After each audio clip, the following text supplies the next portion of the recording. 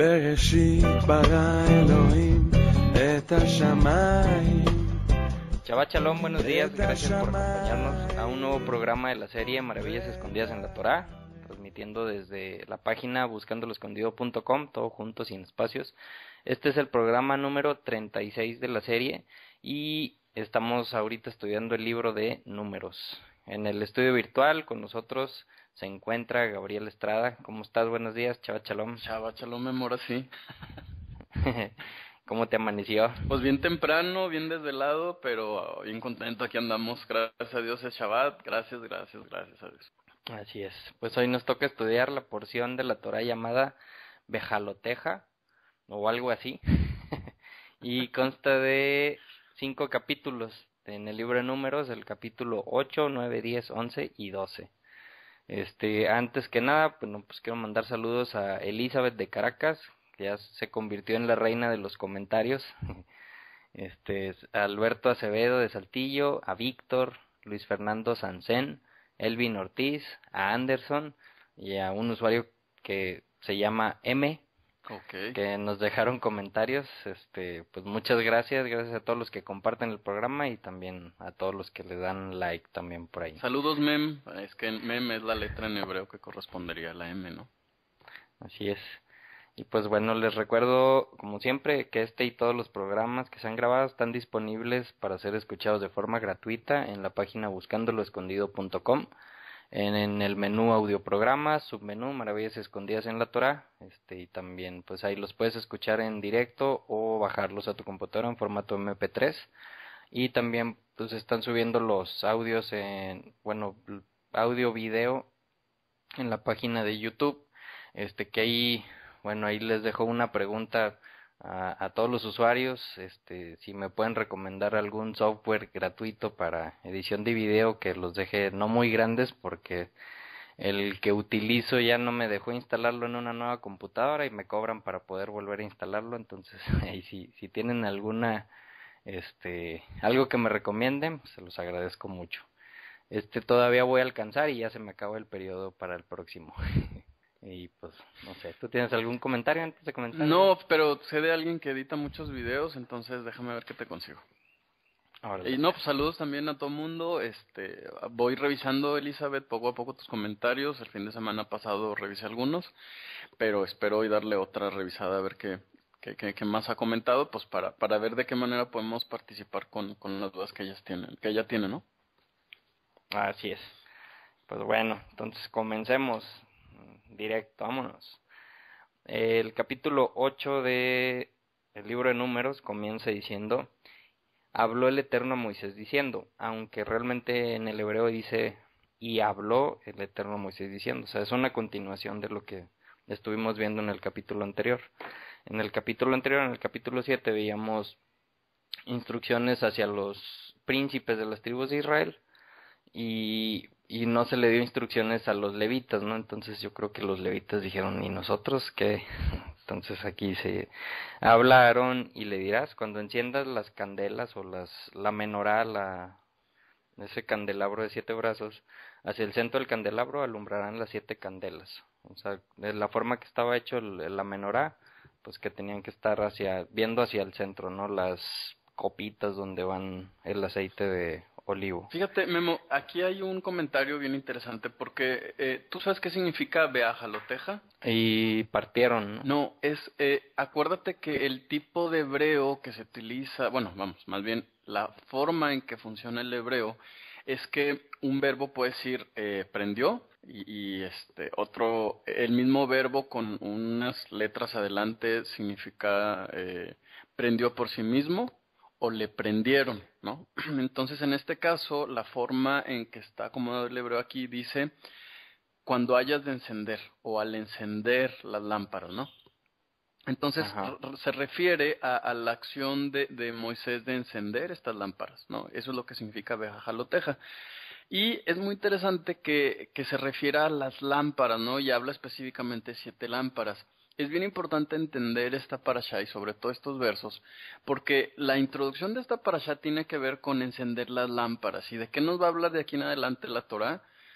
del accionar del pueblo de Israel. Desde ese punto de vista podemos entender entonces que las lámparas o las menorás, que por cierto son 7, ya me imagino, yo espero que la gente que nos está escuchando ya vaya más o menos imaginándose hacia dónde me dirijo, tiene que ver con cómo va a funcionar el pueblo de aquí en adelante, ¿no? O sea, si en la parashá pasada era una introducción sobre la humanidad de Israel, aquí va a ser la humanidad encendida de Israel, ¿no? Entonces, precisamente a partir de este momento vamos a ver problemas, situaciones, chismes, conflictos, ¿no? Por eso las 7 lámparas siempre representan a la misma congregación de Israel. Sí, por eso allá en Apocalipsis, cuando en vez de dársenos la profecía, lo primero lo que se habla es de mensajes a 7 congregaciones, y cada una representada por una lámpara, ¿no?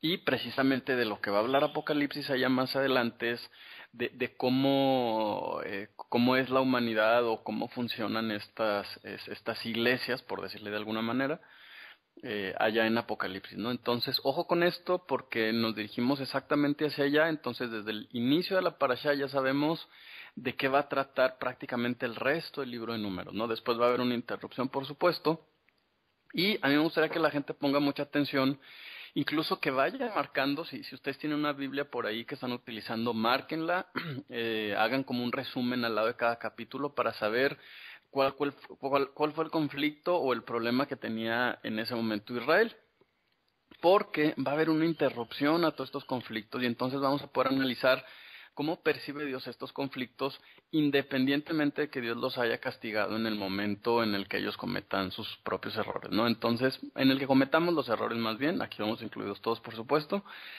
y ese era mi comentario. Ok, sí, a partir del capítulo 11, ¿no? Es donde empieza ya todos los problemas. Exacto. Entonces, si se refiere a la forma de encender las lámparas, estaría entendiendo que se prenden del centro hacia los lados, la menorá. Dice el versículo 4, y así era la obra del candelabro de la menorá, cincelado en oro desde la base hasta sus flores, era cincelado, o sea, era una sola pieza de oro, toda llena de pues con figuras que nos había descrito, y pues hasta las puntas, los 7 brazos, tenía los vasos donde se ponía el aceite de olivo para prender. Y dice en el versículo 5, habló el Eterno a Moisés diciendo, toma a los levitas de en medio de los hijos de Israel y los purificarás. Aquí nos va a hablar algo, habíamos dicho alguna vez que pues el libro de Números no está escrito en orden cronológico, ¿no? Entonces aquí vamos a ver, en el capítulo 19 de Números nos va a hablar sobre un agua de purificación que se tenía que hacer. Y aquí nos dice, ¿no? En el versículo 7, así harás para purificarlos, rociarás sobre ellos agua purificadora, y pasarán navaja por toda su carne, o sea, se rasurarán todos los cabellos, los pelos, y lavarán sus vestimentas y se purificarán.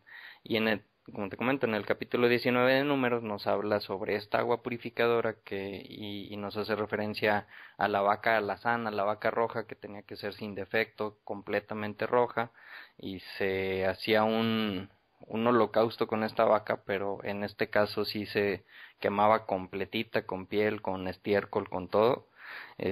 Dice que se agregaba madera de cedro, hisopo, lana carmesí, y la ceniza que quedaba, esa se mezclaba con agua corriente, y con esa agua se hacía esta agua para purificación, ¿no? Que era para purificación después de haber tocado algún muerto. Pero bueno, eso ya lo veremos en el capítulo de Números 19. Entonces dice pues que tomarán un ternero de un vacuno y su oblación de sémola, o sea, una ofrenda vegetal con aceite para hacer ofrendas para Dios. En el versículo 10 dice, acercarán a los levitas delante del Eterno y apoyarán los hijos de Israel sus manos sobre los levitas. Esto para... Yo aquí lo que entiendo, Gabo, no sé si tú entiendes algo diferente, es que el pueblo de Israel, o sea, todo el pueblo hacía como que un tipo de democracia, ¿no? Y alzaban sus manos hacia los levitas como diciendo, ok, ustedes son los que nos van a guiar y los que van a tener ese poder sobre nosotros, ¿no? Sí. No tanto como ahorita que se supone que tenemos democracia, pero realmente los que están en el poder son los mismos que dicen ahora va a seguir este, ahora va a seguir aquel. Fíjate que sí entiendo hacia dónde vas. Es muy confuso incluso todo ese tema de la imposición de manos. Olvidémonos de lo que sucede actualmente, ¿no? Porque bueno, actualmente hay 20 formas diferentes de entender la imposición de manos. Pero desde el punto de vista de la Biblia tenemos algunos ejemplos, ¿no? Sabemos que se imponían las manos ante el animal que iba a ser sacrificado como una forma de entender que ese animalito nos representaba o tomaba el lugar nuestro para el tema del pecado, ¿no? Entonces el animalito sufría pues por nosotros. Aquí en este caso lo que está sucediendo es que Israel está apoyando las manos sobre los levitas como una manera de entender que son ellos quienes representan al pueblo ante Dios.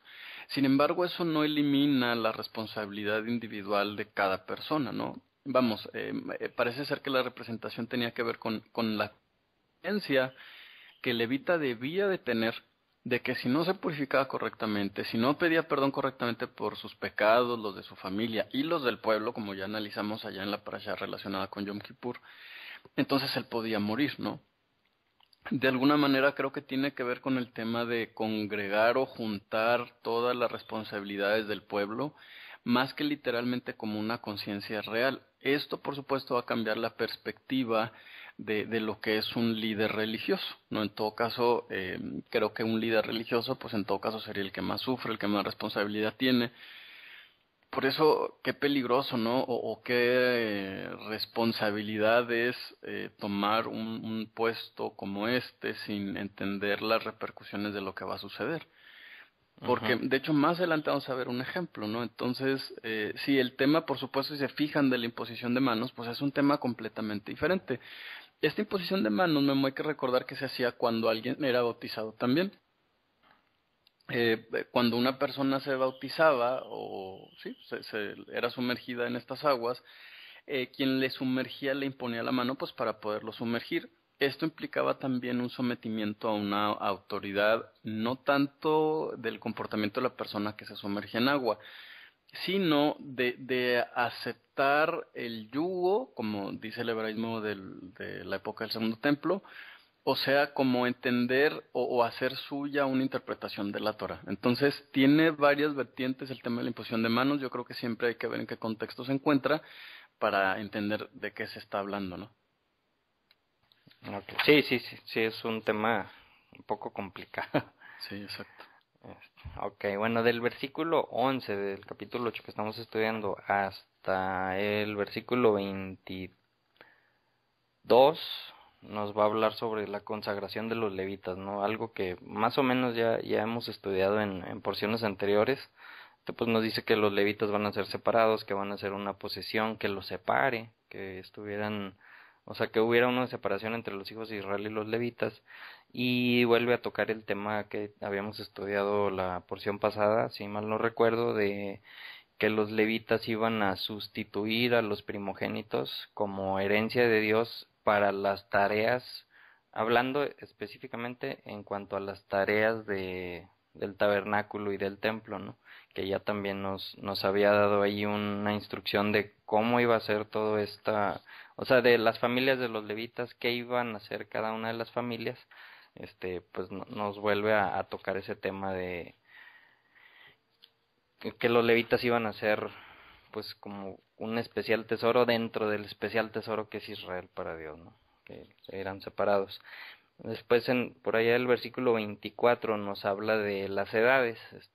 Aquí me llama mucho la atención porque habíamos estado leyendo en las dos porciones de números que van que los levitas, al menos los que ya se contaban como listos para trabajar en las funciones del tabernáculo del templo, siempre nos había dicho era de 30 a 50 años.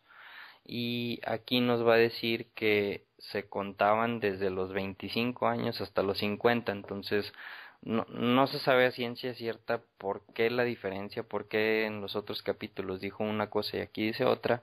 Algunos comentarios que he escuchado, pues aunque esos primeros 5 años de los 25 a los 30 que ya habíamos tocado el tema también, pues no es que ya estaban listos para entrar al tabernáculo, pero estaban en una fase de observación y aprendían, ¿no? Y ya a partir de los 30 a los 50 es cuando ya hacían ellos la labor.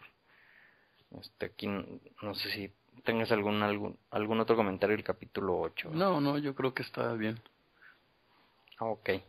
El capítulo 9 es un capítulo que se me hace bien interesante. Va a hablar sobre Pesaj, que ya pues también habíamos estudiado en unas 2, 3 ocasiones, pero nos va a dar aquí una segunda oportunidad, ¿no? Aquí viene como subtítulo al lado izquierdo del capítulo, el segundo Pesaj. Dice, habló el Eterno a Moisés en el desierto de Sinaí en el año segundo de la salida de la tierra de Egipto, en el primer mes. O sea, ya un año había pasado completito. El primer mes dijo a los hijos de Israel, la ofrenda de Pesaj harán en su fecha. En el día 14 de este mes, al atardecer, la harán en su fecha, como todas sus leyes y como todos sus estatutos lo harán. Y corriéndonos un poquito allá en el versículo 5 a mediación, dice, como todo lo que había ordenado el Eterno a Moisés, así hicieron los hijos de Israel. O sea, hasta aquí todo va bien, ¿no? Todo lo que había dicho Dios, pues, lo había hecho el pueblo, incluso esta fiesta. Fíjate que de ahí podemos aprender un montón de cosas, porque si se trata de prender lámparas o de celebrar una fiesta, eso es sencillo, Memo. Uh-huh. Sí, ojo, porque de pronto como que nos enfocamos mucho en el tema del Shabbat y las fiestas y nos enfrascamos en discusiones de si hay que prender velas o no, si el pastel es redondo. Pero hasta aquí vemos que ellos también, pudieron, ¿no? Vamos a ver en qué no pudieron. Uh-huh. Bueno, ahí dice ahí en el versículo 6, y sucedió que había hombres que estaban impuros por causa de una persona fallecida, que no pudieron hacer la ofrenda de Pesaj en ese día. Entonces pues se acercan con Moisés y le dicen, oye, pero nosotros queremos hacer esa ofrenda de Pesaj al Señor, y pues así como diciendo, no se me hace justo que porque me tocó que estaba un muerto, pues ya no puede hacerlo, ¿no? Entonces les contesta Moisés y les dicen, aguarden, que oiré qué ordena Dios al respecto de ustedes. O sea, no sabía todas las respuestas Moisés, ¿no? Entonces va y le pregunta a Dios, oye, mira, está esta situación, ¿qué hacemos? ¿No? Y le contesta el Dios a Moisés y le dice, habla a los hijos de Israel y diles, cuando cualquier hombre que estuviese impuro por causa de una persona fallecida o yendo en un camino lejano, o sea, que esté en un viaje lejos, tanto ustedes como las generaciones por venir harán una ofrenda de Pesaj al Eterno. En el segundo mes, el día 14, al atardecer, harán esta ofrenda. O sea, da una segunda oportunidad, ¿no? O sea, si no pudiste en la primera por una de estas dos situaciones, bueno, tienes una segunda oportunidad, el segundo mes del año. Pero dice en el versículo 13, pero el hombre que estuviere puro y que no estuviera en un camino lejano, o sea, en un viaje, y se prive de hacer la ofrenda de Pesaj, se cortará esa alma de su pueblo. O sea, si tienes todo para hacerla y no la hiciste porque no quisiste, bueno, pues será cortada del pueblo de Israel, ¿no? Ouch. Sí, está grueso. Ah, dime. No, me quedé pensando de pronto, que a veces, no sé, he escuchado como que gente de que, bueno, si no lo hago en el primero, lo hago en el segundo. Pero pues acabo de entender que no se trata de eso, no es como opción 1, opción 2, sino es como, la opción 1 es la única, a menos que tengas una imposibilidad real de hacerlo, ¿no? Me quedé pensando también en el tema del camino, como, pues, en un sentido estricto, pues nosotros estamos muy lejos del camino de Jerusalén. Me pregunto cuándo va a ser ese Pesach Sheni para nosotros. En eso me quedé pensando. Ay, bueno, aquí voy a leer rápido el capítulo 30 de Segunda de Crónicas, porque nos habla sobre este tema, ¿no? Y se me hace que encaja muy bien. Dice, envió Ezequías por todo Israel y Judá y también escribió cartas a Efraín y a Manasés para que fueran a la casa de Dios, o sea, a Israel, al templo en Jerusalén, a preparar la Pascua de Dios, el Dios de Israel, porque el rey había tomado consejo con sus príncipes y con toda la congregación en Jerusalén de preparar la Pascua en el mes segundo, porque no la habían podido preparar en su debido tiempo, pues los sacerdotes no se habían santificado en número suficiente, ni el pueblo todo había podido reunirse en Jerusalén. O sea, aquí están haciendo uso de de esto que acabamos de leer en Números, ¿no? Y esto pareció bien a los ojos del rey y de la congregación, y determinaron pasar una proclamación por todo Israel desde Beersheba hasta Dan, para que fueran a preparar la Pascua de Dios, el Dios de Israel, en Jerusalén, porque en mucho tiempo no la habían preparado según estaba escrito. O sea, a lo mejor la hacían de una u otra forma, pero no como estaba escrito, ¿no? Y los mensajeros recorrieron todo Israel y Judá, llevando las cartas del rey y de sus autoridades, y proclamaron por orden real: hijos de Israel, vuélvanse a Dios, al Dios de Abraham e Isaac y de Jacob, y él se volverá al remanente que de vosotros ha escapado de la mano de los reyes de Asiria, ¿no? O sea, Wow. como vemos, ¿no? Qué gran mensaje, ¿no? Vuélvanse a él y él se volverá. Y dice el versículo 7, no sean como vuestros padres y vuestros hermanos, que fueron infieles a Dios, el Dios de sus padres, el cual los entregó a desolación, como vosotros están viviendo. O sea, él mismo los tiene donde están, ¿no? Pero vuélvanse a él. Ahora pues no endurezcan vuestra cerviz como vuestros padres, sométanse a Dios y vengan en su santuario que él consagró para siempre. Sirvan a Dios, el Dios de Israel, el ardor de su ira se apartará de vosotros. Porque si se vuelven a Dios, sus hermanos y sus hijos hallarán misericordia entre sus captores y regresarán a esta tierra, pues Dios, vuestro Dios, es clemente y misericordioso, y si se vuelven a él, no apartará de vosotros su rostro. Así que los mensajeros pasaron de ciudad en ciudad por la tierra de Efraín y de Manasés hasta la región de Zebulón, pero se rían y se burlaban de ellos. Algo muy similar a lo que pasa ahorita, ¿no? Sin embargo, ¿qué onda? No, pues qué similar es la película, nada más. Se parece Sí, mucho. se parece mucho. Entonces, pues sigue diciendo, ¿no? Sigue relatando, pues, que iban a un lado a otro. Dice en el versículo 14, y se levantaron y quitaron, o sea, el remanente que hubo que sí hizo caso. Dice, se levantaron y quitaron los altares que había en Jerusalén, y quitaron también todos los altares donde se quemaba incienso, y los arrojaron al torrente de Cedrón. O sea, se deshicieron de todos los ídolos que tenían, ¿no? Dice, ocuparon sus puestos en su orden conforme a la ley de Moisés, o sea, las escrituras, varón de Dios. Los sacerdotes rociaban la sangre que recibían de manos de los levitas, o sea, ya estaban haciendo el sacrificio de Pesaj, porque había muchos en la congregación que no se habían santificado. Por eso los levitas degollaban el cordero pascual para quienes estaban impuros, a fin de que fueran santificados para Dios. O sea, fíjate, esto ya era el segundo mes, ¿no? Ajá. O sea, ya el primer mes no estuvieron listos, bueno, vamos a prepararnos para el segundo mes. En el segundo mes empieza a llegar el remanente, las personas que dijeron, me quiero regresar, quiero volver mi corazón hacia Dios, pero tampoco estaban listos para el segundo mes, ¿no? Entonces, pues, hicieron todo lo que pudieron, pues ahí los levitas, los sacerdotes. Entonces usaron la vaca roja, me imagino, ¿no? Que es a lo que se refiere. Ajá. Pero aún así pues no iban a estar listos para celebrarla en el segundo, Ajá. ni en el segundo mes.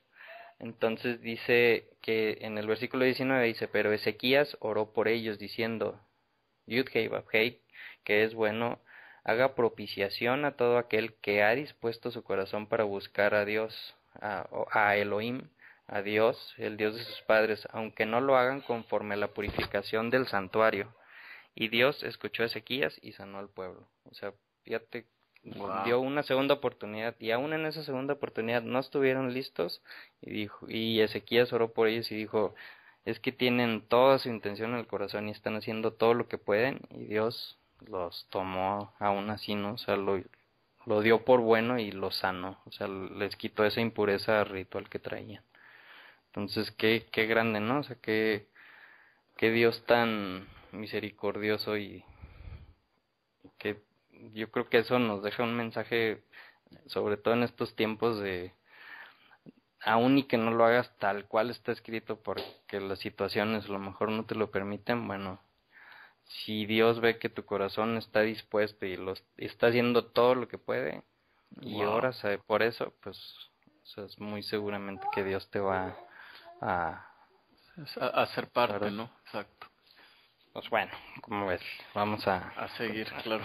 está, está bien padre, ¿no? Sí, está bien padre y está bien, híjole, pues bien actual, Memo, ¿no? Ujú, Porque fíjate que me recordó mucho la parábola del hijo pródigo. En realidad, cuando regresa el hijo pródigo, pues no está listo, ni se ha purificado, ni se ha limpiado, ni tiene la identidad, y entonces es el padre el que tiene que hacer algo para que el hijo pueda entrar, ¿no? Y parece ser que es lo mismo que acabas de leer, porque el pueblo no está listo, ¿no? Y no hay manera, pero es la última oportunidad. Entonces, Dios tiene que ser misericordioso y me llamó mucho la atención la expresión que dice todo aquel, ¿no? Dice, no dice todo el israelita, o sea, es como la invitación está abierta, siempre ha estado abierta en realidad y no lo hemos visto, ¿no? Qué grueso lo que acabas de leer. Al rato voy a ujú. volver a leer. ¿Qué verso era? Es Segunda Crónicas, capítulo 30. Segunda Crónicas 30, déjame lo apunto. Y también ahí, después de que leas eso, lee Oseas 14, que también pues nos habla un Ay, poco no, sobre Oseas. eso, ¿no? Ujú. No, hombre, Oseas, no. Bueno, Ahí continuamos. se los dejamos de tarea, Así es. que le den una leída. Este, una sola ley habrá para ustedes, para el converso y para el ciudadano de la tierra, ¿no? O sea, porque también hablaba de que si había un converso, bueno, pues también aplicaba esto de que si no estaba limpio ceremonialmente o si estaba en un viaje largo, pues podía también aplicar esto. En el versículo 15 nos habla sobre la nube que cubría el tabernáculo, el Mishkan, y la columna de fuego, la nube en el día y la columna de fuego en la noche, ¿no? Que siempre estaba ahí con ellos, pues cuidándolos. Dice, en el día que se erigía el tabernáculo, cubría la nube el tabernáculo a la tierra en la tienda de testimonio, y el anochecer había sobre el tabernáculo como el aspecto de fuego hasta el amanecer. O sea, siempre estaba ahí un guardián cuidándolos. Así sucedía siempre, la nube lo cubría y el aspecto de fuego durante la noche. Y cuando subía la nube sobre la tienda, entonces partían los hijos de Israel, y en el lugar donde se detenía la nube, ahí acampaban. O sea, siempre que se movía la nube, todos tenían que moverse, ¿no? Que también ya habíamos platicado un poquito sobre eso. Lo que está bien fuerte, ¿no? Dice, algunas veces permanecía la nube contados días, algunas veces permanecía la nube del anochecer al amanecer, imagínate, o sea, se dice fácil, pero son 3 millones de personas, Claro. y era arma todo y desarma todo, o sea, realmente está bien fuerte, ¿no? Pero fíjate que Jeremías va a recordar este episodio. Porque sí, o sea, imagínate que dices, bueno, se movió, duérmanse, ya amaneció, vamos a mover todo otra vez, ¿no? Ujú. Y esto así que tú dices, bueno, ¿es chiflazón de Dios o por qué es estarlos moviendo? Jeremías va a decir más adelante, va a recordar a Israel, dice, le va a decir, recuerdo cuando eras joven y seguías en pos de mí en el desierto. Ujú. Me Sí, movía y ahí andabas atrás de mí. Dice, ¿qué le pasó a este pueblo, no? Dice Jeremías. ujú. Sí, en el versículo 23 dice, por la orden de Dios acampaban y por la orden de Dios partían. O sea, cuando Dios decía, bueno, pues le hacían caso. Y dice, no, algunas veces estaba unos días, a veces de la mañana a la noche, a veces 2, 3, 15, 20, un año completo podía haber estado ahí la nube, ¿no? Y pues estaban ahí acampando. Entonces también yo creo que esto nos debe dejar un mensaje eh, de que a veces el seguir a Dios no va a ser lo ideal contra las cuestiones materiales que tenemos, ¿no? O sea, imagínate que se paraba la nube y pues te tocaba en un lugar que estabas enfrente de un lago y pues todo muy bien, ¿no? Y de repente, chin, pasaba un día, 2 días y se movía la nube y ni modo, a recoger las cosas y vámonos, y a lo mejor en la próxima vez que se iba a parar la nube ya te iba a tocar en algún lugar no tan bien, ¿no? A lo mejor lejos del agua, ya con las cosas un poco más difíciles, pero ¿qué será mejor, no? O sea, si ya estabas en un lugar bien físicamente y se iba a la nube, pues podrían decir, yo creo a lo mejor algunos, ¿no? No, pues yo mejor aquí ya me quedo, y ya que se vaya la nube allá la presencia de Dios y que se vayan los demás y yo aquí me quedo, aquí estoy cómodo. Pero ¿qué decía? No, todos agarraban sus cosas y se iban a donde decía Dios, ¿no? Y yo creo que eso pues también es algo bien en estos tiempos, ¿no? Sí, y también el hecho de que seguramente ellos no entendían, ¿no? Imagínate que hacías todo tu esfuerzo, bueno, por ejemplo, los que tienen hijos, ¿no? Que de repente, bueno, ya nos vamos a quedar aquí, preparada la casa de campaña, no sé, las camas, la comida, y en la mañana, ay, qué movernos otra vez. Entonces, ellos no tenían la opción de preguntar por qué, ¿no? Y sin embargo, Dios recuerda este episodio como un episodio muy lindo para él, porque pues demostraba mucha obediencia. Yo creo que tendríamos que entender que aunque hoy nosotros tenemos muchas respuestas, no deberíamos depender de las respuestas para la obediencia, Ujú. ¿no? O sea, ellos no tenían esa opción y sin embargo obedecían, ¿no? Entonces, privilegiados somos en poder preguntar, pero si algo de pronto no lo entendemos, yo creo que no debe ser requisito para que obedezcamos. Así es. Bueno, entonces capítulo 10, nos va a hablar sobre las trompetas y sobre la forma en cómo se iban a mover las tribus cuando sonaban estas trompetas, ¿no? Que iban a indicar, ya nos tenemos que ir. Y dice, habló el Eterno a Moisés diciendo, haz para ti 2 trompetas de plata. Y aquí muchas veces cuando vemos trompetas, luego nos imaginamos el chofar, ¿no? Ajá. El cuerno de carnero. Y aquí realmente hay 3 palabras en hebreo que nos habla sobre las trompetas, y la palabra que se utiliza aquí nos habla de que son trompetas de plata, o sea, no eran cuernos de carnero ni de antílope, ¿no? Es el otro, Ajá. los cuernos más Más largos, largos, así es. aquí son de plata, y dice cinceladas las harás, pues obviamente, ¿no? Si fueran de un carnero, pues para qué las cincelas. Y serán para ti para convocar a la congregación y para hacer partir a los campamentos. O sea, tenían esas 2 funciones. Una para, estando ahí, para que viniera la congregación, que dice que si tocaban las 2 trompetas, era para que todo el pueblo se reuniera. Si tocaban una trompeta, era para que fueran los príncipes de las tribus, y esos 2 sonidos eran sonidos largos, ¿no? Pero dice, pero si tocaran, en esta versión dice trémolo, que realmente dice si tocan teruá, Ajá. o sea, varios toquidos, entonces significaban que pues, se tenían que ya se iba, ¿no? Que se iba a mover el campamento. También ese sonido de teruá se iba a utilizar para cuando fueran a la guerra, que nos lo dice un poquito más adelante. Entonces dice, cuando tocaran, la primera vez que tocaran el trémolo, se movían todos los que estuvieran al este, y la segunda vez significaba que se tenían que mover los que estuvieran al sur. Entonces dice en el versículo 8 que los hijos de Aarón, los sacerdotes, tocarán las trompetas y será para ustedes una ley perpetua, ¿no? O sea, ese era trabajo de los hijos de Aarón, de los levitas. Sí, fíjate que a mí me gustaría preguntarte, Memo, si te dijeran, o a la gente que nos escucha, claro, si les dijeran, hazte 2 trompetas de plata, ¿qué harías? Te voy a decir por qué. ¿Cómo? ¿Cómo? Ajá, ¿no? Y sobre todo un Dios que ha demostrado mucho gusto por el detalle, ¿no? O sea, que nos decía tamaños, medidas, no sé, mil detalles. Y de pronto le dice a Moisés, pues hazte 2 trompetas de plata. ¿Cómo las debía hacer él? ¿De qué tamaño? ¿De qué grosor? ¿Como qué sonido quieres, Dios? ¿No? Como cuál te gusta. Y no hay referencias de ningún tipo. Los comentaristas rabínicos comentan que en realidad Moisés no va a recibir una dirección muy específica porque prácticamente Dios le está diciendo hazlas como puedas. Y sería bien interesante recordar que son para 2 cosas, para convocar a la congregación, es decir, para llamarles, para que de pronto despierten y sepan que hay algo importante que se va a decir, y para mover a los campamentos.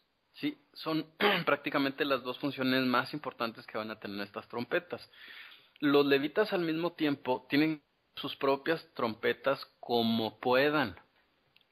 Yo creo que este es un mensaje bien claro para nosotros, porque de pronto nos queremos encasillar, ¿no? Por un tema ya del Nuevo Testamento, que Pablo dice que unos son maestros, otros son profetas, otros son no sé qué, y entonces pensamos que hay un modelo siempre, ¿no?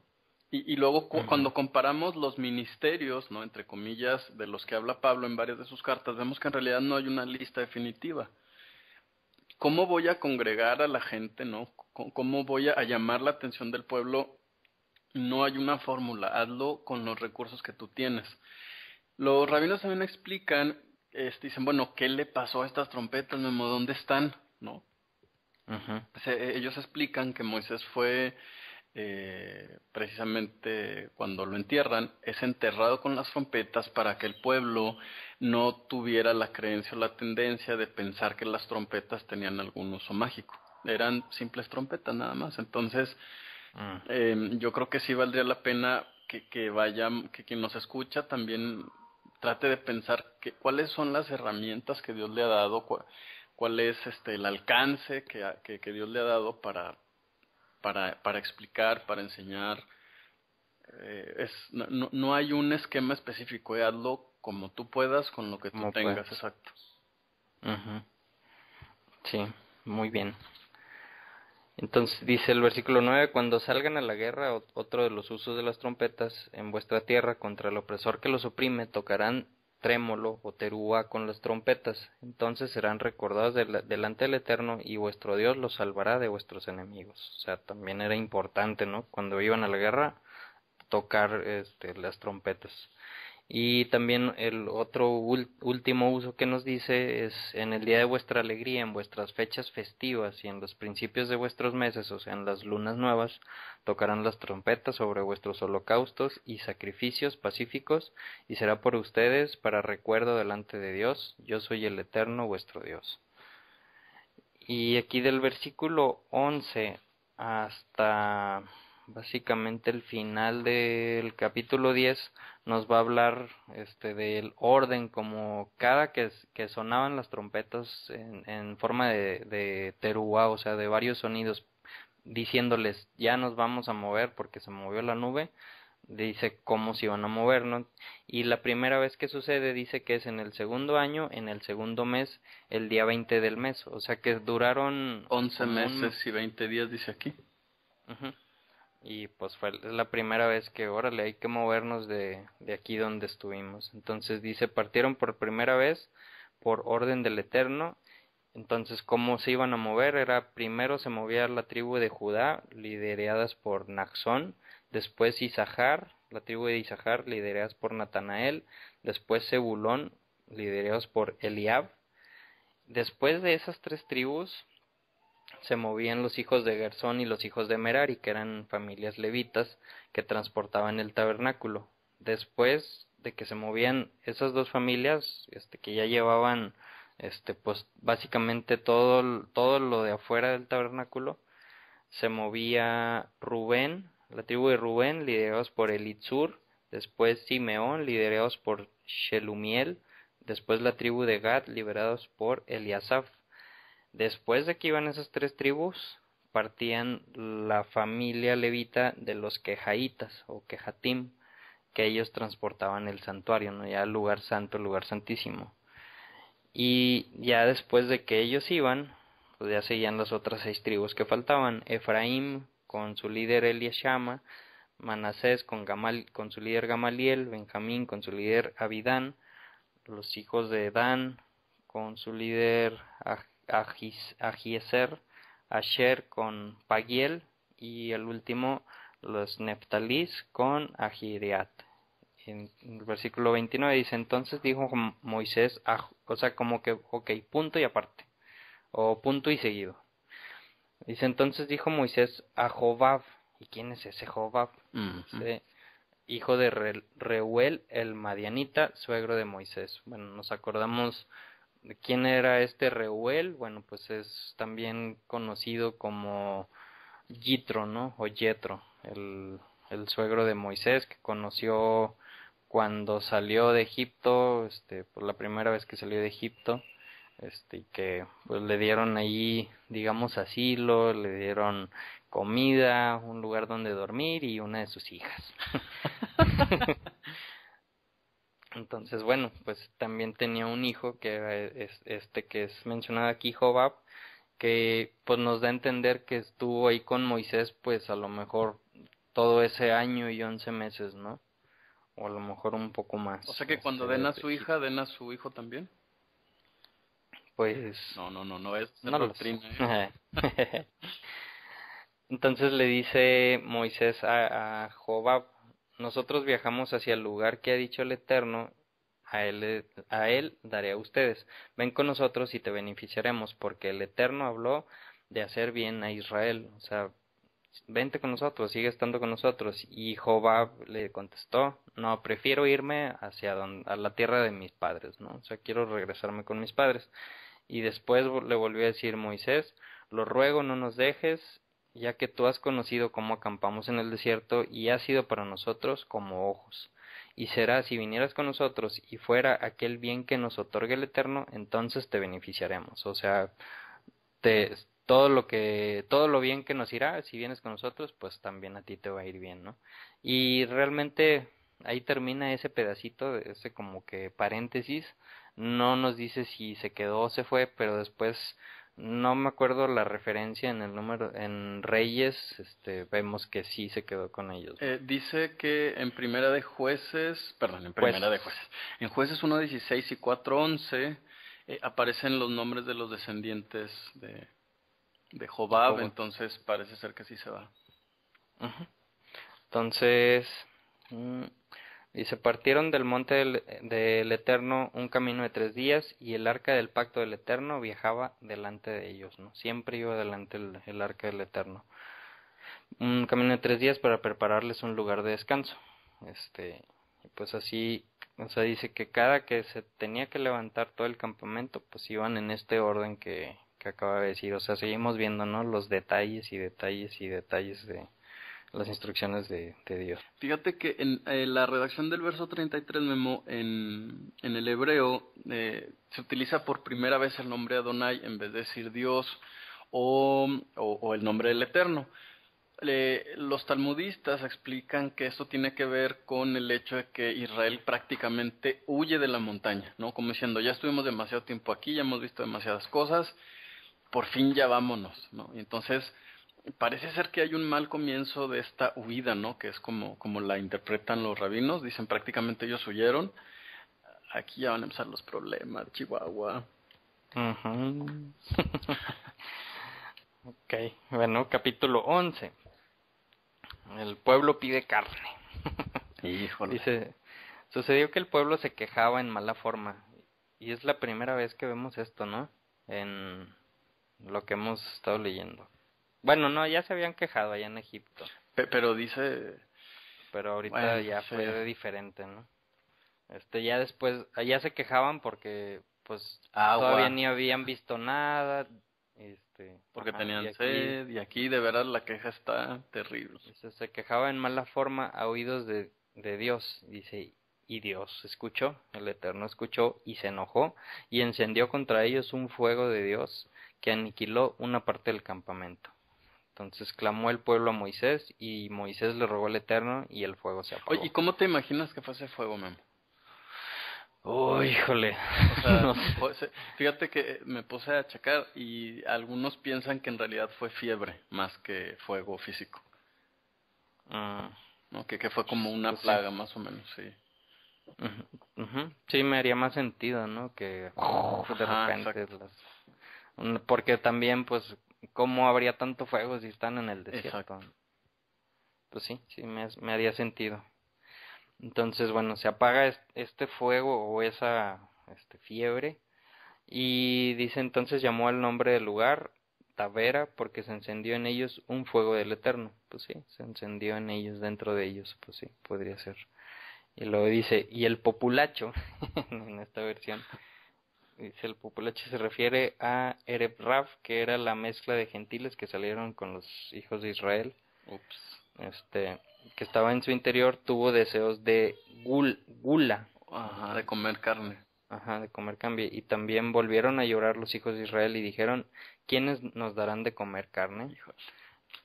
Aquí fíjate que escuchaba a Nehemías Gordon, que es un judío caraíta, que dice que esa palabra, o sea, lo que se traduce aquí como el populacho o como la mezcla de gentiles, que realmente en excavaciones arqueológicas se ha encontrado que así se le decía al pueblo de Israel, o sea que no, como que los rabinos le han querido dar como que con curva para decir, no, nosotros nunca hicimos nada Claro. mal, fueron los que salieron con nosotros que no eran Israel, pero que realmente pues, es mejor aceptar las culpas, ¿no? Sí, pues las regamos. Claro, sí, de hecho esa expresión es la misma que se utiliza en época del Segundo Templo, cuando, si ustedes van a estudiar el Nuevo Testamento, es bien recomendable analizar quiénes eran los grupos que existían ahí.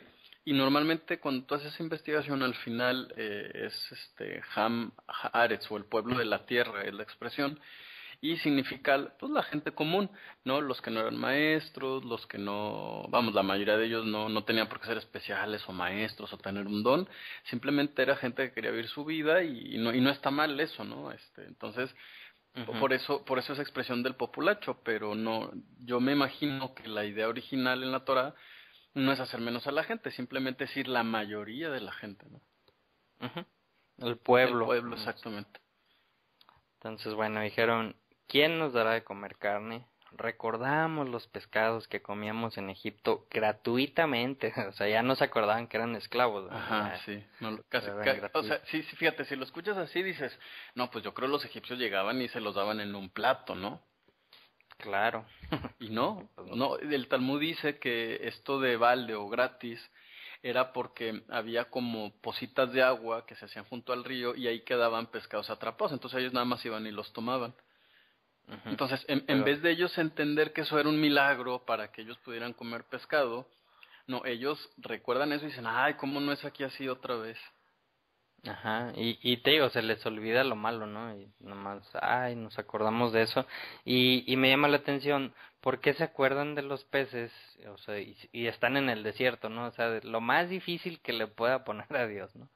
Recordamos los peces, pues aquí de dónde vamos a sacar.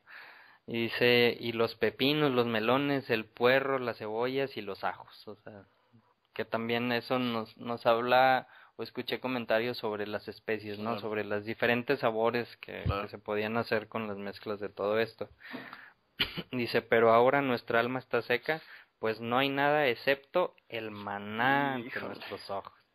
O sea, o sea, el maná, un milagro grandioso, ¿no? Que hizo Dios por 40 años en el desierto, que les daba comida, y ay, nada más tenemos eso. Fíjate cómo, y ahí nos damos cuenta cómo el ser humano es capaz de convertir una bendición en una maldición.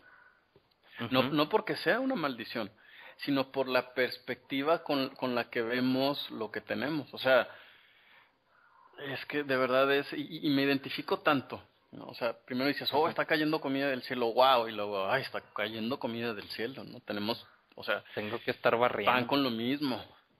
O sea, ¿y Ujú. cómo sabemos que se va a salir mañana? Pues es que ha estado saliendo durante 11 meses. Sí, pero ¿y si mañana no sale? O sea, como siempre depende de nuestra perspectiva, ¿no? La importancia de madurar y dar un paso más hacia allá y entender que lo que tenemos hoy, pues ya es un regalo, Memo.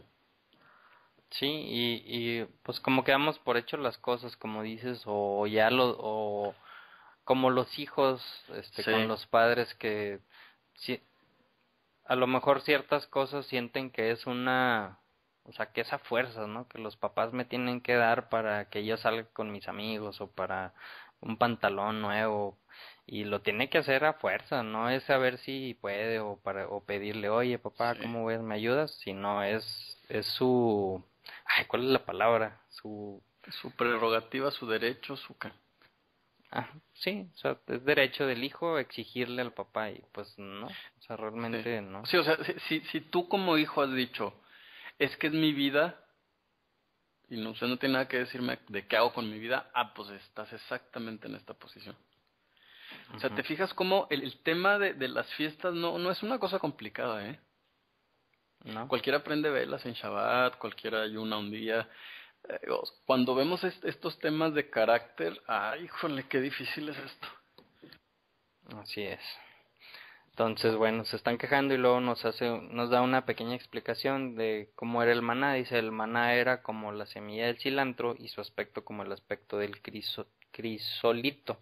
Se dispersaba el pueblo, lo recogían, lo molían en el molino o lo machacaban en el mortero, lo cocinaban en la cacerola y lo hacían galletas, y era su sabor como el sabor de masa con aceite. O sea, ya para darnos un poquito más de perspectiva de qué es este maná, ¿no? Pues eran como granos, yo entiendo. Cuando baja el rocío sobre el campamento por la noche, baja el maná sobre él. Dice entonces, escuchó Moisés al pueblo llorando por sus familias, cada uno en la entrada de su tienda, y se enojó el Eterno mucho, y a los ojos de Moisés pareció mal. Bueno, o sea, además todavía de la queja, todavía se paraban afuera de sus tiendas para que los vieran llorar. Sí, Mira, estoy llorando porque no puedo comer. O sea, quiero carne. oye, es que qué infantiles, Memo. Pero así somos, güey. Sí, así somos, exacto. O sea, porque además sufro y ve que sufro, ¿eh? Ujú. O sea, muchas veces hacemos esto, ¿no? Si ustedes tienen redes, híjole, sería bueno hacer una cuenta de cuántas veces es, oh, cómo sufro tanto, ¿no?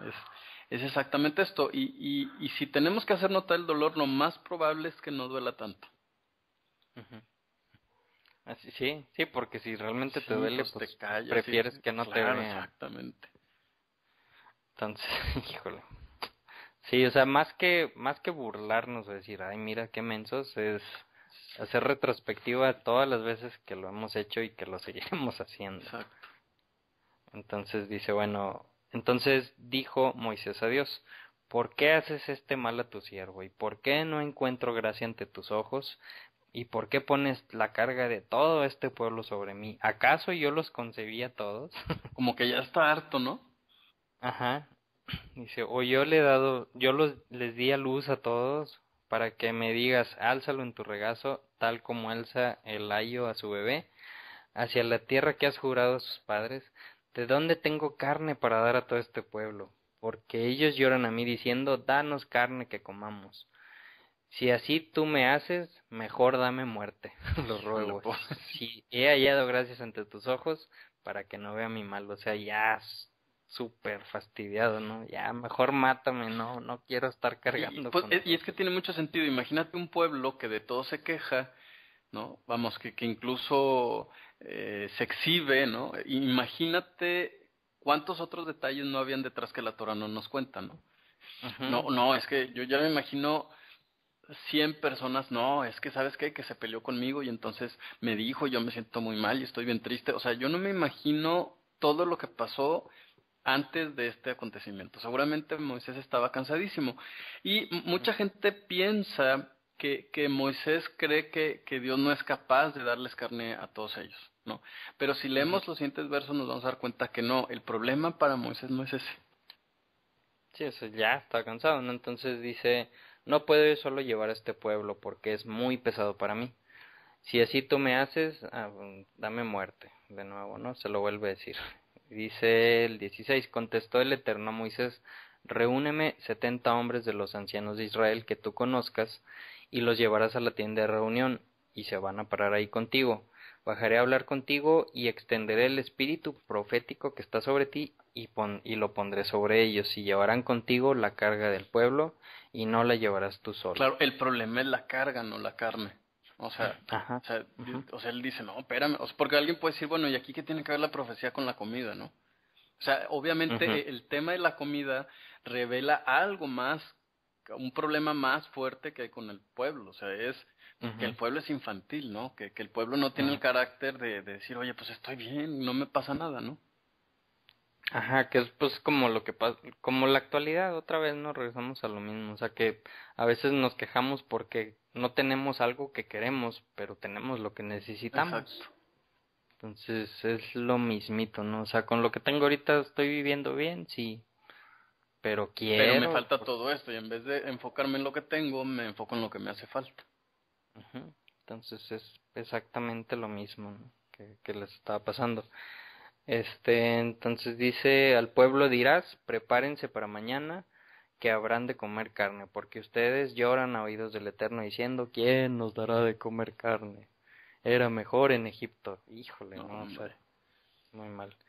Entonces el Eterno dará a ustedes carne y comerán. No comerán un solo día, ni dos, ni tres, todo un mes, hasta que se harten, ¿no? O sea, hasta que ya guácala, ya no quiero Sí, volver a hasta que le comer. salga sus narices. Pues sí. Aquí dice, no, no sé cómo diga esa versión, dice hasta los días de un mes Sí, hasta sí, que se sí. le salga de por las narices. Ujú, sí, así dice. Dice, por cuanto han desechado el Eterno que está dentro de ustedes y lloraron delante de él diciendo, ¿para qué salimos de Egipto? Y aquí Moisés, lo que te decía, va a explicar exactamente cuál es el problema. Sí, dice Moisés, pero somos 600,000 de a pie, y digo, nos acordamos que está contando hombres de 20 a 65 años, ¿no? Ajá. O sea, más, 3 millones más o menos. ¿Cómo nos vas a dar carne a todos? ¿Qué acaso vamos a matar a todas las vacas y los corderos que traemos? ¿O hay que ir a buscar tantos peces al mar? ¿O Oye, cómo le vamos fíjate a qué hacer? diferente está la redacción. Fíjate la versión hebrea lo que dice y creo que es más clara. Dijo Moisés, 600,000 hombres a pie, es el pueblo en cuyo seno yo estoy. Son un chorro, ¿no? Y tú has Ujú. dicho, carne les voy a dar para que coman los días de un mes. ¿Acaso si ovejas y vacunos fueran degollados para ellos, les habría de ser suficiente? ¿O si todos los peces del mar fueran recogidos para ellos, les sería suficiente a ellos? O sea, Moisés no duda que Dios pueda, ¿no? Más bien el problema es, ni aunque mates a todos los pescados les va a ser suficiente. El problema es un problema interno, de carácter, o sea, ¿de qué va a servir que ellos coman? No va a Ok. servir absolutamente nada. Y entonces la respuesta de Dios es interesante. En el verso 23 dijo Adonai a Moisés, ¿acaso el poder de Adonai va a ser limitado por ellos mismos? ¿No? Y Ujú, entonces, ¿cuál es la respuesta? Pues un castigo es, oye, reacciona, estás vivo, ¿no? ujú. Sí. Y dice, salió Moisés y habló al pueblo las palabras del Eterno, los reunió, llevó a los 70 ancianos, pues baja les comparte del espíritu profético de Moisés, y después baja el Eterno a la nube y bueno, les da de ese espíritu. Y sucedió que cuando se posó sobre ellos el espíritu, profetizaron, pero luego ya no volvieron a profetizar. Pero quedaron dos hombres en el campamento, el nombre de uno Elad y el nombre del otro Medad, y se posó sobre ellos también el espíritu profético.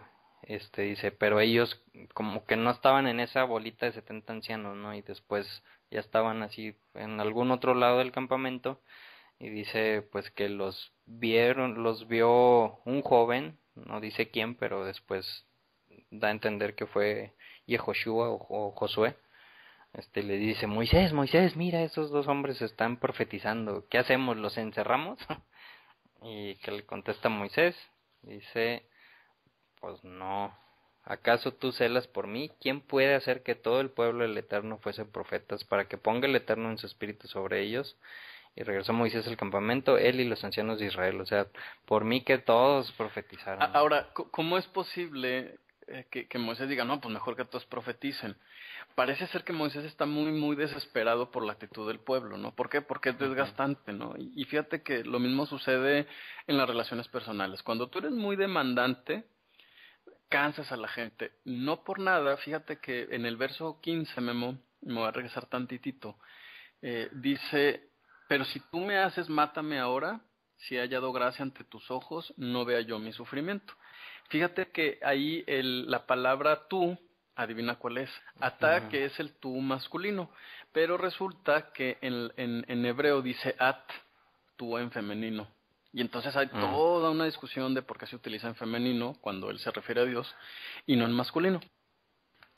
Y después de varias explicaciones hay una que me llamó mucho la atención, que dice que Moisés está llorando. Y entonces, entre suspiro y suspiro, porque está llorando, no alcanza a decir atá y dice at. Entonces Moisés está bien desesperado, ¿eh?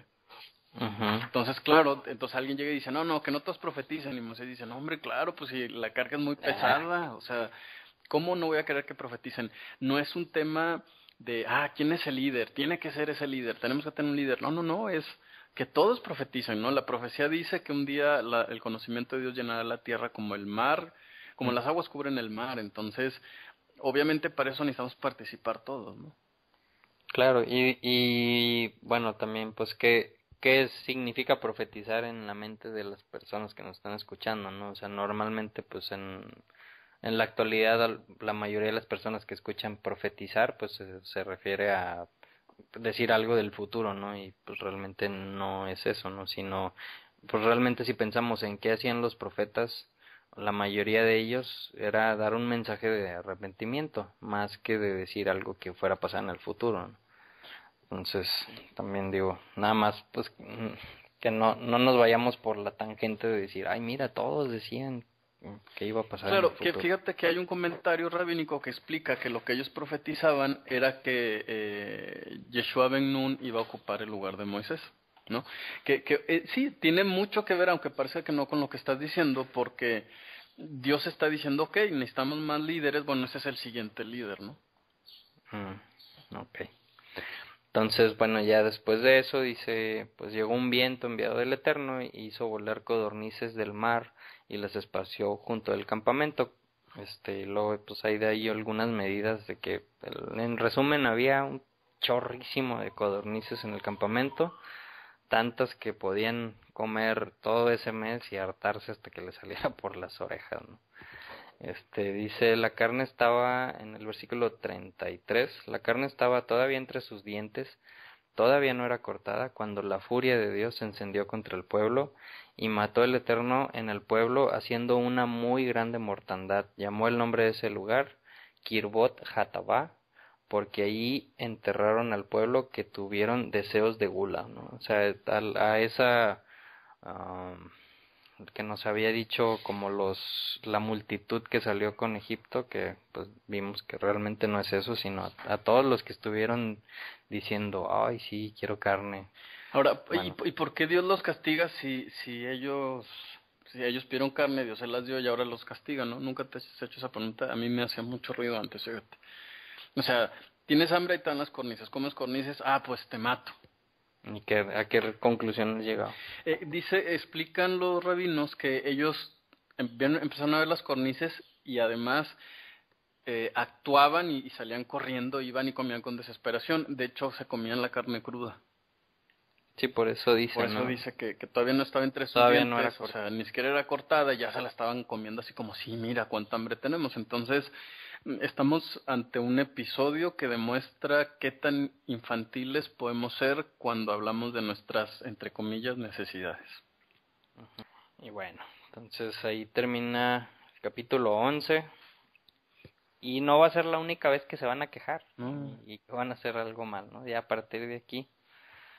Bueno, entonces el capítulo 12 es un capítulo que ya habíamos comentado cuando hablamos sobre La la lepra. Ujú. la tzarat. Dice, habló Miriam y Aarón sobre Moisés por causa de la mujer Cushé o Cushit que habían tomado. Y ahí pues hay varias discusiones. Realmente la palabra que se usa Cushet significa literalmente un país que en la actualidad está por Etiopía, ¿no? Una mujer africana, vamos. Algunos comentaristas dicen que no, que realmente era su misma esposa, la hija de Jitro, y que le habían cambiado el nombre, pero pues, como que a mí no me convence mucho eso. O sea, si era otra mujer, no dice por qué se burlaban, no dice qué decían, a lo mejor pues hacían algún comentario racista, no sé, o sea, no dice nada, ¿no? De por qué se burlaban. Dice por qué una mujer cushita había tomado. Y también aparte de eso decían, ¿acaso solo Moisés ha hablado con Dios? ¿Acaso no ha hablado Dios también con nosotros?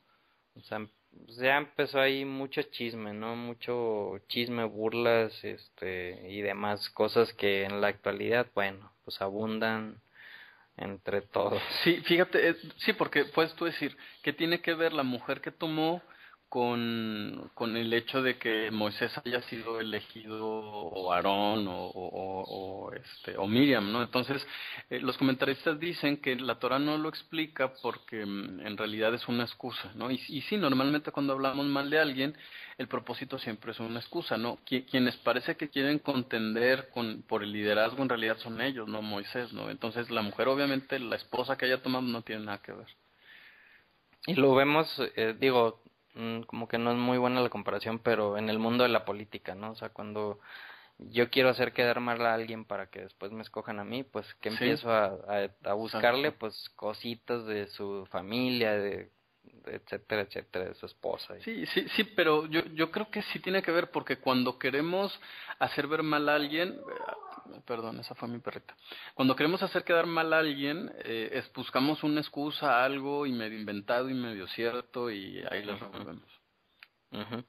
Entonces dice, y escuchó el Eterno, y pues les habló a los tres, ¿no? Dice, a ver, Moisés, Aarón y Miriam, salgan los tres, vengan a la tienda de reunión. Que eso debe haber sido un sustote, porque acuérdate que Dios nada más hablaba directamente a través de una voz con Moisés. Entonces, el verso 4 dijo Adonai súbitamente a Moshe, a Aarón y a Miriam. O sea, en otras palabras, los interrumpió, fíjate. No, entonces de aquí los rabinos dicen que cuando estás molesto contra alguien, tienes que hablarle y decirle, a ver, ¿cuál es el problema, no? Y enfrentarlo. Entonces, qué susto se debe haber metido Aarón y Miriam, ¿eh? Porque nunca escuchaban la voz de Dios y de pronto la escuchan precisamente cuando están chismeando. Eso es lo que deberíamos de hacer nosotros, exacto. Y sí, salieron los tres, entonces desciende la columna de nube del Eterno, se para en la entrada de la tienda y llamó a Aarón y a Miriam. Y salieron los dos y les dijo, oigan ahora mis palabras, cuando hubiera profeta entre ustedes, yo, el Eterno, en una visión en él me haré de conocer, o en un sueño, no así con mi siervo Moisés, con toda mi casa, él es el único fiel. Boca a boca le hablaré y le mostraré claramente y sin enigmas la imagen, aquí dice entre paréntesis, alegórica del Eterno observará. O sea, si tendré y habrá muchos profetas que les hablo de una u otra forma, pero ninguno como con Moisés. Órale. Fíjate que aquí en el verso 7 cuando dice, no es así con mi siervo Moisés, en todo mi pueblo firme es, la palabra que se traduce como firme también puede ser traducido como discreto. La palabra es Neemán. O sea, no es como ustedes, pues. Después, más adelante, un poquito más adelantito habla, ¿no? Y dice que Moisés era muy humilde, ¿no? Sí, no, más atrás, más bien en el versículo 3 dice, pero Moisés era muy humilde más que toda persona que hay sobre la faz de la tierra. Mi versión dice modesto. Okay. O sea, yo me imagino que ni siquiera Moisés se ponía un título, ¿eh? No decía, yo soy el apóstol de Dios. ¿Te fijas? No, como que él decía, no, pues yo soy. ¿Quién es tú? Pues aquí Moisés.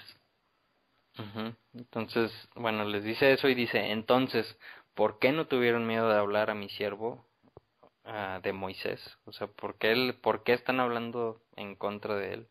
Entonces dice, se enfureció el Eterno con ellos y se fue, y la nube se apartó sobre la tienda, y aquí que Miriam estaba metzorat, como la nieve, o sea, le dio esta enfermedad, como lo que se traduce como lepra, y se puso toda blanca, ¿no? Y se dio la vuelta Aarón hacia Miriam, y he aquí estaba la metzorat, la lepra, y dijo Aarón a Moisés, ruego mi señor, que no, por favor, deje sobre nosotros la falta que hicimos neciamente, y cometimos pecado. Y lo reconoce como líder, ¿eh? Ruégote, Señor mío, no hagas caer sobre nosotros pecado. El tema era el liderazgo, ¿no? Claro, ya después de ese regaño, pues quién no. Sí. Entonces dice, clamó Moisés al Eterno, diciendo, Dios, ruego le cures por favor. Y dijo el Eterno a Moisés, si su padre escupiera delante de ella, ¿acaso no se encerraría 7 días? Que sea recluida 7 días fuera del campamento y después será reunida, y así fue, ¿no? O sea, estuvo 7 días fuera del campamento recluida y el campamento esperó. Después de los 7 días se le quitó esa enfermedad, la lepra, la metzorat, y pues regresó al campamento y pues ya, todo siguió como si nada de eso hubiera pasado. Fíjate que este comentario también es muy importante. Tanto Moisés como Dios perdonan a Miriam, ¿no? Así es. Pero eso no significa que Miriam no tiene que sufrir las consecuencias de sus actos. Esto nos enseña un montón de cosas, ¿no? Porque normalmente decimos, Dios, perdóname y sáname de esta enfermedad. No, a alguien le pasó eso en el Nuevo Testamento, no sé si recuerdas a Pablo, ¿no? Que Pablo decía, yo oré a Dios a que me curara la enfermedad y la respuesta de Dios fue, bástate en mi gracia. O sea, ya te perdoné, o sea, además quieres que te cure. O sea, es este tema, ¿no? Pedimos más y pedimos más. O sea, no hay nada más grande que la gracia de Dios, pero seguimos pidiendo, ¿no? Exacto. ¿No? Yo creo que, bueno, para mí eso es algo que pienso y le doy vueltas y de verdad cómo me pega. La segunda cosa sería, si las personas van a sufrir las consecuencias de sus actos, si Dios va a juzgar a las personas, ¿por qué yo las juzgo? Pues sí. ¿No? Y entonces dice Moisés, no, pues yo la perdono, pues bueno, pues va a tener que sufrir como quiera las consecuencias de sus actos. Pero el tema del rencor, ¿no? Es un tema que, bueno, también cómo batallamos, mamá, con ese asunto. Eso sí es Si difícil. no, porque sí, perdono, pero no olvido. No, pues, bueno, pues, o sea, Pues no se perdonaste. convierte en algo retórico, pero que implica que yo no voy a hacer nada, que sigo igual de dolido y sigo recordando y que me sigue molestando, ¿no? Y las palabras de Moisés fueron: Dios, por favor, te ruego que la cures. Ujú, así es. Pues muy bien, Gabo. Pues con eso terminamos la porción de hoy. Este estudio de la parashá. La próxima semana estaremos estudiando Shelach Leja, a partir del capítulo 13 hasta el 15, 13 al 15. Y pues, si no tienes algún otro último comentario, Gabo. Pues Bueno, a lo mejor sí. Fíjate que el verso 15 dice que quedó recluida Miriam fuera del campamento 7 días, mas el pueblo no se desplazó hasta recogerse Miriam. Y después partió el pueblo a Atzerot y acamparon en el desierto de Parán. Es muy interesante que el pueblo haya decidido esperar a Miriam, y obviamente esto implicaría que la nube no se movió. ¿Estás de acuerdo? O sea, como que si Dios les hubiera hecho caso. La pregunta es ¿por qué? ¿Por qué en este momento Dios decide ahora, después de que siempre es Dios el que define cuándo se van a mover, ahora es el pueblo el que lo va a definir? Aguas, es por Miriam. Y los comentaristas dicen que así como Miriam se quedó de lejos viendo que Moisés no se ahogara en el río, Dios le está devolviendo el favor a Miriam. ¡Wow! Sí, fíjate. Fíjate qué interesante. Por eso Jesús más adelante va a decir, o Yeshua va a decir, que hasta el vaso de agua que tú hayas regalado te va a ser devuelto. O sea, a Dios no se le olvida nada, aunque esté enojado. Eso es gracia, Memo. ¿No? ¿Por qué? Claro, porque nosotros no somos así. Nosotros tenemos, no estoy enojado y se me olvida todo lo bueno que has hecho hacia mí. Así y Dios es, sí es un Dios justo. Entonces, a mí Wow. lo único que me gustaría decir es, pues esto sí es algo, este sí es un tema para analizar. Así van a estar varios capítulos de la Torah de aquí en adelante. Entonces, yo los encominaría, ¿cómo se dice? Les recomendaría que por favor se queden pensando en esto el resto de este Shabbat. Muchas gracias. Y de toda la semana. Y de toda la semana, claro. Pues muchas gracias por habernos abierto sus oídos, sus computadoras, Sus bocinas. sus bocinas. Y pues nos escucharemos la próxima semana. Que Dios esté con ustedes. Sigan estudiando, sigan leyendo y sigan siempre teniendo en su mente y en su boca estas palabras de día y de noche, cuando salgan y cuando se levanten. Nos escuchamos la próxima semana. Shabbat Shalom. Shalom. Eliyahu Hanavi, Eliyahu Tishbi, Eliyahu, Eliyahu Hagiladi, Eliyahu Hanavi, Eliyahu Tishbi, Eliyahu, Eliyahu Hagiladi, Imera Yabo Elelui Mashiach. Mashiach ben David, Primera, oh Yavo, Elelui, Mashiach ben David.